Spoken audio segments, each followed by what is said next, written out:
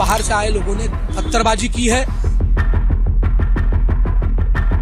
गाड़ियां फोड़ी है, घरों तक आग लगाई है। गांधी बाग सहकारी बैंक उस पर पत्थरबाजी किया। इस मुख्यमंत्री जी से मेरी मांग है कि जिन्होंने ये सब किया प्लानिंग के साथ, उन सभी को कड़क शासन होना चाहिए, ऐसी मेरी मांग है। असामाजिक तत्वों का गुट आया था और जो भी गाड़ियां थी उनको नुकसान पहुंचाया, गाड़ियां जलाया और लोगों के घर में पत्थर मारे।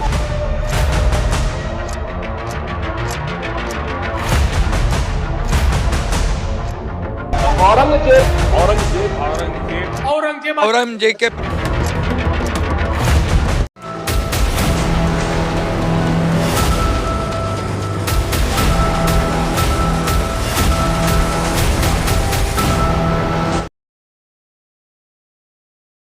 औरंगजेब को लेकर राज्य में बवाल। यहाँ तक के नागपुर इलाके में जो एक शांतिपूर्वक इलाका है, जहाँ पर कभी दंगा फसाद जैसी कोई चीज नहीं होती कई सालों से, लेकिन वहां पर भी दंगा हुआ, फसाद हुआ और आगजनी हुई। और वो क्यों? क्योंकि बजरंग दल और विश्व हिंदू परिषद जैसे संगठनों ने सुबह सवेरे एक बड़ा प्रोटेस्ट ऑर्गेनाइज किया, जिसमें ये मांग की गई और जिसमें ये डिमांड किया गया कि जो औरंगजेब की कब्र है वो वहां से हटाई जाए। लेकिन ताज्जुब वाली बात है, औरंगजेब की कब्र औरंगाबाद में है, यानी संभाजी नगर में है, और प्रोटेस्ट कहाँ हो रहा है? प्रोटेस्ट हो रहा है नागपुर इलाके में। अब ये क्यों, किस लिए, क्या वजह से, ये भी एक सोचने वाली चीज है, गौर करने वाली बात है ये चीज। बजरंग दल के कार्यकर्ताओं ने औरंगजेब की कब्र की प्रतिमा को और उनकी तस्वीर को जलाया, प्रोटेस्ट किया और ये मांग की कि उनकी कब्र को वहां से हटाया जाए, तात्कालिक तौर पे हटाया जाए। हम ये बर्दाश्त नहीं कर सकते कि ये औरंगजेब की कब्र, जिसने क्रूरता की मिसाल पेश की है, जो एक क्रूर बादशाह था, वो महाराष्ट्र में नहीं रहनी चाहिए। इसीलिए उन्होंने ये प्रोटेस्ट करते हुए उनकी कब्र की प्रतिमा को जलाया और उस जलाते में वो एक चादर भी जलाई जो कब्र पे डाली जाती चादर थी, जिसपे कुरान की आयत लिखी हुई थी।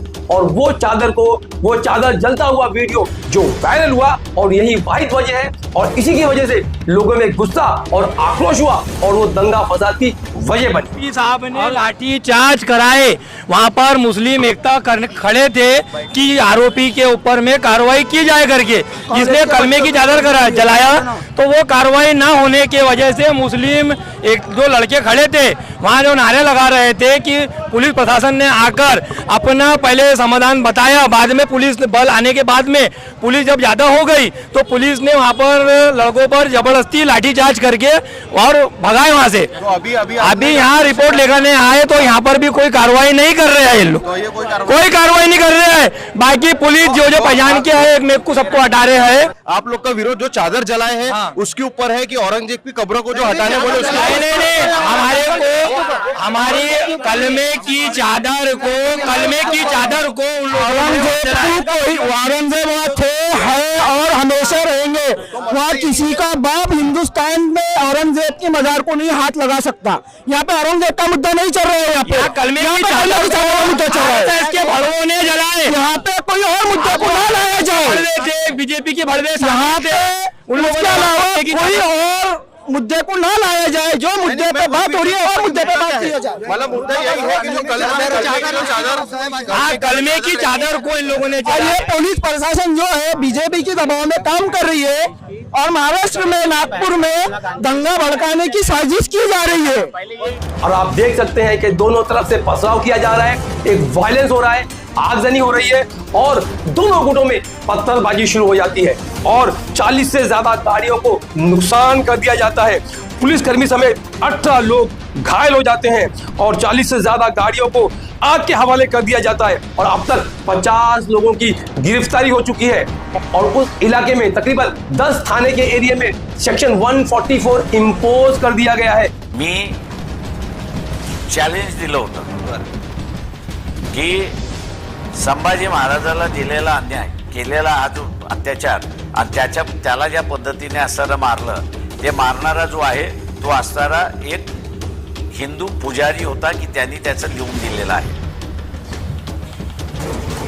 औरंगजेबने त्याला पकडलं, पण त्याला शिक्षा कोणी दिली? ते हिंदू पुजाऱ्यांनी दिली। माझा आजही चॅलेंज कोणीतरी स्वीकारावं ना। पण त्याचबरोबर कवी प्रश्न असा कुलभूषण आहे या- प्रश्न असा आहे कवी त्याच्यामध्ये कुलभूषण एक सुद्धा लक्षात घ्या, शेवटपर्यंत राहिले त्याच्यामुळे असणारं सगळे कॉन्ट्रोवर्सी बंद झाली.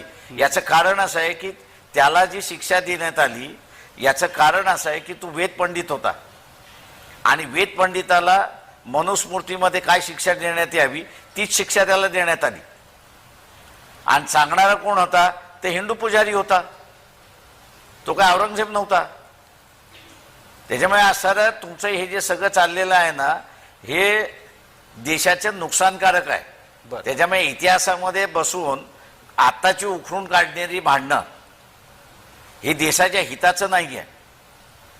हे नुसतं असणारं ज्याला आपल्याला म्हणता येईल की सवर्णांचं वर्चस्व राहावं आणि इथल्या असणारे जे मागासवर्गीय आहेत किंवा शूद्र आहेत त्यांचा असणारा विकास होऊ नये आणि भांडण करतच राहावं हेच चाललेलं आहे या देशात. एक प्रोपेगेंडा फिल्म मार्केट में आ जाती है ताकि लोगों का ध्यान हटाया जा सके, लोगों का ध्यान असल मुद्दों से दूर रखा जा सके. जैसे हमने देखा ना कि the Kashmiri files, the Kerala story और अब छावा, ये तमाम ऐसी फिल्में हैं, ऐसी प्रोपेगेंडा फिल्में हैं जो आधा सच पेश करती हैं, जो सच से कोसों दूर है, जो इतिहास को तोड़ मरोड़ के लोगों के बीच पेश करती हैं ताकि लोगों का माइंड डाइवर्ट किया जा सके असल मुद्दों से. जो असल मुद्दे हैं देश के, हमारे, आपके और जनता के, उससे लोगों का ध्यान हटाया जा सके. इसीलिए लोगों के दिमाग में नफरत का बीज डाला जा सके. और ये ऐसी प्रोपेगेंडा फिल्में हैं जो एक लोगों के दिमाग में एक नफरत का बीज डालती हैं, एक नफरत डालती हैं ताकि लोगों के अंदर एक आक्रोश, गुस्सा एक पर्टिकुलर विशेष कम्युनिटी के खिलाफ, एक पर्टिकुलर विशेष धर्म के खिलाफ कंटिन्यूस तौर पर पलता रहे, बनता रहे ताकि लोग उनका ध्यान वहीं रहे और वो असल मुद्दों से दूर रहे. इसीलिए ना 300 साल पहले मर गए औरंगजेब की कब्र को हटाने की मांग हो रही है. इससे किसका फायदा होगा, किस तरीके से होगा और कैसे होगा, ये हम और आपको सोचना है. के घुंघरू पहन के नाचते हैं हम औरंग. हमारी मौत मराठों के हर घर एक नया सिवा, एक नया संभव पैदा करेगी. लेकिन जब तू मरेगा तब ये तेरी मुगल सल्तनत भी मर जाएगी. ना है ऐसे बेरोजगार युवाओं को ऐसी प्रोपेगेंडा फिल्में दिखा के उनके अंदर नफरत का जहर भर के और उनको सड़कों पर छोड़ दिया जाता है दंगा फसाद करने के लिए. पिछले कुछ सालों में हमारे हिंदू भाइयों के त्योहारों को भी बदनाम करने का ठेका इन सड़क छाप दंगइयों को दे दिया गया है. इसीलिए हम देखेंगे जब भी कोई त्योहार आता है, त्योहार होता है खुशियों का, शेयरिंग का, केयरिंग का, मोहब्बत का, प्यार का, एक दूसरे में मान सम्मान आदर का और खुशियां मनाने का त्योहार. लेकिन आज जब भी त्योहार आता है पुलिस अलर्ट हो जाती है, बंदोबस्त बढ़ जाता है, लोग टेंशन में आ जाते हैं. ये क्यों? क्योंकि ये माहौल क्रिएट किया जा रहा है, ये माहौल बनाया जा रहा है ताकि एक पर्टिकुलर विशेष धर्म के लोगों को दूसरे पर्टिकुलर विशेष धर्म के खिलाफ नफरत का जहर कंटिन्यूस तौर पर डाला जा सके. और उसके वजह से जो माहौल है, जो देश का माहौल, राज्य का माहौल, हमारे आसपास का माहौल बिगाड़ा जा सके, ये एक कंटिन्यूस तौर पे प्रयास चालू है. और उसी की एक कड़ी में ये हम जो देख रहे हैं नागपुर में जो दंगा हुआ, उसी की एक कड़ी दिखाई देती है. तुम्हाला विसरता येणार नाही. तो औरंगजेबाचा सुद्धा इतिहास आहे. तो इतिहास तुम्ही घ्यायचा की सोडायचा हा ठरवायचा आहे. काय लक्षात ठेवायचं औरंगजेबाचं? औरंग्याचं लक्षात काय ठेवायचं भारतीयांनी? त्याचं राज्य होतं हे तुम्हाला असं लक्षात ठेवावंच लागणार आहे. नाही ते तर स्वीकारतातच की. कोण स्वीकारते? त्याचं म्हणून तर राज्य तुम्ही होतं, असं त्याच्या औरंग्या राज्यात म्हणताय. अत्याचार होते. असे तुमची भाषा सुद्धा कशी आली? औरंग्या आली. बरं, तुम्ही औरंगजेब म्हणत नाहीयेत. नाही, मी तो तर त्या दोन्ही- प्रश्न नाही, एक लक्षात घ्या त्याच्यामध्ये की तिथे तुमचा हा मुस्लिम द्वेष दिसायला लागला. बरं. तुम्ही कट्टरवादी हिंदुत्ववादी आहात. प्रश्न एक आहे त्याच्यामध्ये की तुम्ही माणसं म्हणून माणसं स्वीकारायला तयार नाही आहात. तुम्ही त्याला त्याचा धर्म काय आहे याच्यावरती बघून तुम्ही स्वीकारायला लागलेला आहात. इतिहास बदला नहीं जा सकता. You cannot change history. इतिहास को बदलने के चक्कर में हम हमारा वर्तमान खराब कर रहे हैं और उसके चक्कर में हमारा आने वाला कल यानी हमारा भविष्य बर्बाद हो जाएगा. ये हम और आपको सोचना पड़ेगा और खास करके उन तमाम दंगइयों को, वो दंगा फसाद करने वालों को ये सोचना पड़ेगा कि हम जो इतिहास की बात कर रहे हैं, जो इतिहास बदलने की बात कर रहे हैं, हम कैसा और कैसा किस तरीके का इतिहास लिख रहे हैं, जो आज हम कर रहे हैं, ये हमारा इतिहास कल बनेगा। तो हम किस तरीके का इतिहास लिखने की कोशिश कर रहे हैं, ये हमारा आपको सोचना हो। मुगल ने इस मुल्क पे यानी हमारे भारत पे तकरीबन 800 साल तक हुकूमत की, जिसमें से औरंगजेब ने तकरीबन 50 साल राज किया, मतलब 50 साल तक वो इस मुल्क का बादशाह था। और मैं आपको बता दूं, जितनी भी जंग हुई है और इस दौरान जितनी भी लड़ाइयां होती थी, एक बादशाह की दूसरे राजा से, ये राजा की वो राजा से, अपनी रियासत के लिए, अपनी स्टेट के लिए, अपनी जमीन के लिए, अपने पावर के लिए, अपने सत्ता के लिए और अपने राजा बने रहने के लिए और अपने लोगों के लिए कोई भी लड़ाई धार्मिक नहीं थी, धर्म के लिए लड़ाई नहीं थी, धर्मयुद्ध नहीं था। जिस तरीके से आज लोगों को बताया जा रहा है, लोगों के दिमाग में नफरत डाली जा रही है कि देखो एक फला वर्ग के राजा ने, ये फला विशेष धर्म के राजा ने ये धर्म के राजा को मारा था, ये धर्म के राजा ने वो धर्म के राजा को मारा था। लेकिन ऐसा बिल्कुल नहीं था। जो भी लड़ाई थी प्योरली वो अपने राज्य के लिए, अपनी जमीन के लिए और अपने लोगों के लिए। इसीलिए हमने देखा ना, जो शिवाजी महाराज ने जो लड़ाई की, जो मुगलों से लड़े, वो अपनी जमीन के लिए, अपने लोगों के लिए, अपने महाराष्ट्र की आन बान और शान के लिए उन्होंने लड़ी। और वो हर एक राजा का दायित्व और फर्ज है। इसीलिए आज शिवाजी महाराज को पूरा देश नहीं, पूरी दुनिया मानती है और महाराष्ट्र के लोग तो उनको सर पे बिठाते हैं, क्योंकि उन्होंने महाराष्ट्र की आन बान शान के लिए मुगलों से लड़ाई की। तो इसमें कोई दो राय नहीं, हर एक राजा ने अपने हक के लिए लड़ाई की। लेकिन इस तरीके से कहना कि फला राजा से फाइट किया तो वो एक धर्म युद्ध था, एक विशेष धर्म के लिए, नहीं, ये बिल्कुल ना तो वो धर्म की लड़ाई थी, ना मंदिर मत की लड़ाई थी, ना हिंदू मुस्लिम की लड़ाई थी। वो प्योर राजाओं की लड़ाई थी, अपनी जमीन के लिए और अपने वंशस्व के लिए। भारत में जितने भी मुसलमान राजा हुए, उसमें सबसे ज्यादा हिंदू ऑफिसर औरंगजेब के दरबार में थे। दो उदाहरण बताता हूँ। एक राजा Raghunath Rai, his finance department, Aurangzeb finance department. फिर दूसरा राजा जय सिंह और Jaswant Singh, his army officers. Jaswant Singh को तो भेजा भी था फाइट करने के। Very correct. ये जो अपने शिवाजी महाराज और औरंगजेब का फाइट क्यों हुआ भाई? अब शिवाजी महाराज एक्सपांड कर रहे, औरंगजेब की टेरिटरी को खा रहे धीरे धीरे, तो उन्होंने बोला इसको ठीक करके आओ। किसको भेजा? जसवंत सिंह को। इधर से शिवाजी महाराज के साथ कौन थे? सिद्दी संबल, इब्राहिम गारदी और दौलत खान। शिवाजी की आर्मी में मुसलमान, औरंगजेब की आर्मी में हिंदू। तो ये हिंदू मुस्लिम जो पीरियड बनाया इसने जेम्स मिल, हाँ, ये ब्रिटिश हिस्टोरियन जेम्स मिल ने ये पीरियडाइजेशन कर दिया कि पहले हिंदू राज था, फिर मुस्लिम राज आया और अभी ब्रिटिश राज आया। पहले इसकी चालाकी देखिए, हिंदू राज, मुस्लिम राज, तो बाद में क्या बोलना चाहिए? क्रिश्चियन राज।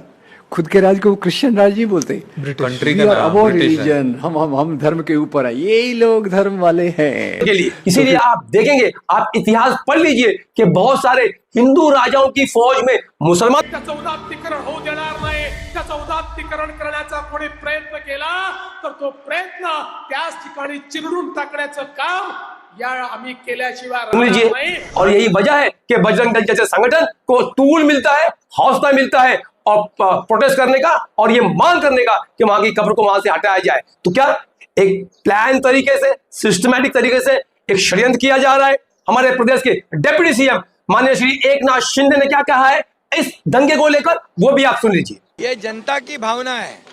देखो, जनता की भावना हमारे राजा के प्रति, छत्रपति संभाजी महाराज के प्रति बहुत ही गंभीर है और इसलिए उन्होंने जो आंदोलन किया है वो आंदोलन